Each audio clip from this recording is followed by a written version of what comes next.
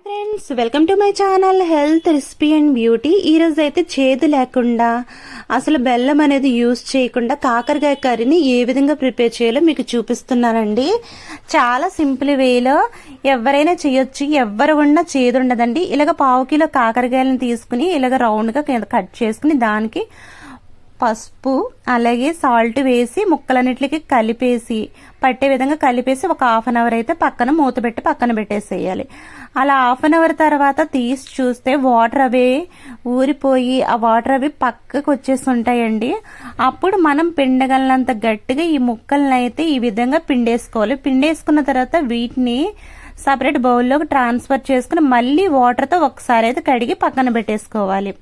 పక్కన పెట్టుకున్న తర్వాత ముందుగా అయితే గనక పాన్ పెట్టేసుకుని దాంట్లో 2.5 టేబుల్ స్పూన్ ఆయిల్ని అయితే యాడ్ చేసుకుని ఈ పిండుకుని పక్కన పెట్టుకున్న కాకరకాయ ముక్కలు ఉన్నాయి కదండి, చూడండి ఈ విధంగా తీసుకుని ఈ ఆయిల్ అయితే యాడ్ చేసేసుకుని మీడియం టు లో ఫ్లేమ్లో అడ్జస్ట్ చేసుకుంటూ ఈ కాకరకాయ ముక్కలను అయితే ఫ్రై చేసేసుకోవాలి.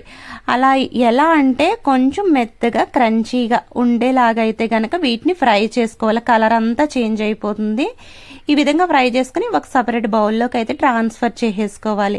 ట్రాన్స్ఫర్ చేసుకున్నాక దీంట్లోనే పోపు దినుసులన్నీ యాడ్ చేసుకుని మొత్తం అంతా ఒకసారి కలిపేసుకుని అవి ఆవాలన్నీ చిటిపెట్లాడిన తర్వాత దీంట్లోనే 3 ఉల్లిపాయలను అయితే ఈ విధంగా తరుగుకున్న ఉల్లిపాయలని వేసేసుకుని అలాగే 2 పచ్చిమిరకాయలను కూడా యాడ్ చేసేసుకుని సాల్ట్ని కూడా ఇప్పుడు యాడ్ చేస్తున్నారండి. ఈ ఆనియన్స్ అవి త్వరగా మగ్గిపోతాయి అని. తర్వాత అవి కొంచెం మగ్గిన తర్వాత ఒక పెద్ద టమాటాని అయితే యాడ్ చేసేసి మొత్తం కలుపుకోవాలి.